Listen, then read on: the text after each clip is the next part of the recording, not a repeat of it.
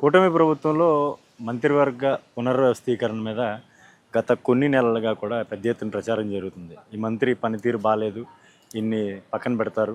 అదేవిధంగా చంద్రబాబు ఆదేశాలు లేదంటే ఆయన ఆలోచనలకు అనుగుణంగా పనిచేయడం లేదనే ఒక అసంతృప్తితో ఉన్నారనే ప్రచారం జరుగుతున్న నేపథ్యంలో చాలామంది మంత్రుల పేర్లు, అంటే దాదాపుగా 7-8 మంది మంత్రుల పేర్లు వినిపిస్తూ ఉన్నాయి. ఇందులో తొలిసారిగా ఎమ్మెల్యేగా ఎన్నికై మంత్రివర్గంలో ఛాన్స్ కొట్టేసినటువంటి వారి పేర్లే ఎక్కువగా వినిపిస్తున్నాయి. అయితే ఇప్పుడు తాజాగా తెలుగుదేశం పార్టీకి సంబంధించి అనుకూల మీడియాలో కొన్ని ప్రచారం జరుగుతూ ఉన్నాయి. వీళ్ళకి క్యాబినెట్లో అంటే త్వరలో మంత్రివర్గ పునర్వ్యవస్థీకరణ జరుగుతుంది. దీంట్లో భాగంగా కొంతమందికి బెర్త ఖాయమైందనే వాదనలు కూడా వినిపిస్తాను. అందులో ప్రధానంగా తెలుగుదేశం పార్టీకి సంబంధించినటువంటి సీనియర్ నేత కిమిడి కళా వెంకట్రావు గారు 1983 నుంచి కూడా ఈయన పార్టీలో కొనసాగుతూ ఉన్నారు. 4 సార్లు ఎమ్మెల్యేగా, ఇప్పుడు 5వ సారి కూడా కొనసాగుతూ ఉన్నారు. రాష్ట్ర అధ్యక్షుడు కూడా, తెలుగుదేశం పార్టీ రాష్ట్ర అధ్యక్షుడిగా కూడా పనిచేశారు. ప్రస్తుతం చీపురుపల్లి నియోజకవర్గం నుంచి ఆయన ప్రాతినిధ్యం వహిస్తున్నారు. గత ఎన్నికల్లో అంటే 2024 ఎన్నికల్లో ఆయన బొత్స సత్యనారాయణ గారి మీద విజయం సాధించారు. ప్రస్తుతం ఆయన పేరు చాలా స్పష్టంగా వినిపిస్తూ ఉంది. ఆయనకి మంత్రివర్గంలో చోటు దక్కే అవకాశం ఉందని చాలా స్పష్టంగా పేరు వినిపిస్తూ ఉంది. అయితే దీని మీద టీడీపీ ఎటువంటి నిర్ణయం తీసుకుంటున్నది అనేది రానున్న రోజుల్లో తెలిసే అవకాశం ఉంటుంది. మరోవైపు అదే ఉత్తరాంధ్ర నుంచి పల్లా శ్రీనివాస్ గారు, ప్రస్తుతం ఆయన కూడా తెలుగుదేశం పార్టీకి సంబంధించి రాష్ట్ర అధ్యక్షుడిగా కొనసాగుతూ ఉన్నారు. ఆయన కూడా చాలా ఉన్నత విద్యావంతుడు, ఇంజనీరింగ్ ఎంటెక్ చేశారు. మరోవైపు ఆయన స్ట్రక్చరల్ ఇంజనీర్గా కూడా కొనసాగుతూ ఉన్నారు. అయితే ప్రస్తుతం ఆయన పేరు కూడా క్యాబినెట్లో చోటు దక్కినటువంటి నేతల్లో, దక్కే ఛాన్స్ ఉన్నటువంటి నేతల్లో ఆయన పేరు కూడా వినిపిస్తోంది. మరో టీడీపీ నేత రఘురామకృష్ణరాజు గారు, ఆయన టికెట్ దక్కించుకుంటమే అనేక వ్యయ ప్రయాసాలకు వచ్చి ఆ రోజు టికెట్ దక్కించుకున్నారు. అనూహ్యంగా భారీ మెజార్టీతో గెలిచారు. అయితే ఆయనకి మంత్రివర్గంలో తొలి ప్రయత్నంలోనే విజయం దక్కుతుంది, తొలి ప్రయత్నంలోనే ఆయనకి ఛాన్స్ దక్కుతుందని అంతా భావించినప్పటికీ ఆయనకి చివరికి మంత్రివర్గంలో చోటు దక్కలేదు.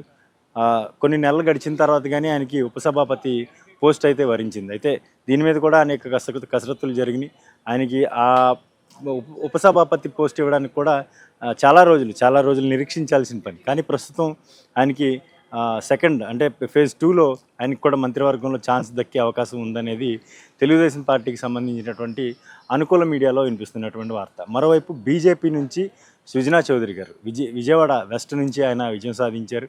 విజయవాడ వెస్ట్ నియోజకవర్గం నుంచి ఆయన ప్రస్తుతం ఎమ్మెల్యేగా కొనసాగుతూ ఉన్నారు.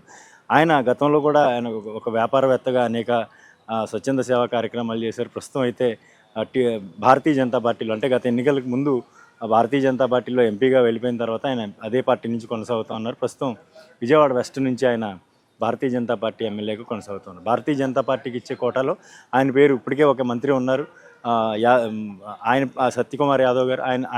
ఆయన తర్వాత మరొక నాయకుడికి ఇవ్వాలనే నేపథ్యంలో ప్రస్తుతం సుజనా చౌదరి గారి పేరు వినిపిస్తూ ఉంది.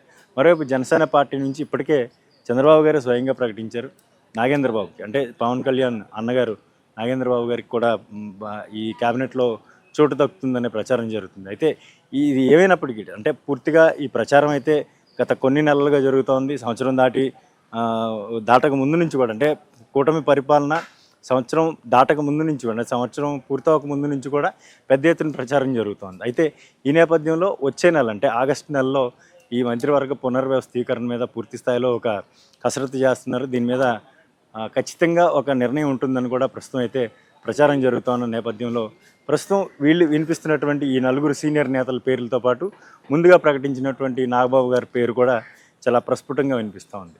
అయితే ఇందులో ఎవరైతే మంత్రులు కొంత వెనకబడి ఉన్నారో, వాళ్ళ పనితీరు సరిగ్గా లేదని చంద్రబాబు నాయుడు గారు కానీ లేదంటే కూటమి పార్టీలో మిగతా పక్షాలు కానీ భావిస్తున్నాయో, వీళ్ళ పేర్లు పక్కన పెడితే మాత్రం, అది ఎవరైతే వెనకబడి ఉన్నారో వాళ్ళని తొలగిస్తే మాత్రం స్పష్టంగా ఈ 5 ఎవరైతే మనం ముందు మాట్లాడుకున్నాం, కళా వెంకట్రావు గారు, పల్లా శ్రీనివాస్ గారు, సుజనా చౌదరి గారు, ప్రస్తుతం మరోవైపు ఉండి ఎమ్మెల్యేగా ఉన్నటువంటి రఘురామకృష్ణరాజు గారు, మరోవైపు నాగేంద్రబాబు గారు, ఈ 5 కొత్తగా వచ్చే మంత్రివర్గంలో చోటు దక్కించుకునే ఛాన్స్ ఉందని వినిపిస్తూ ఉంది.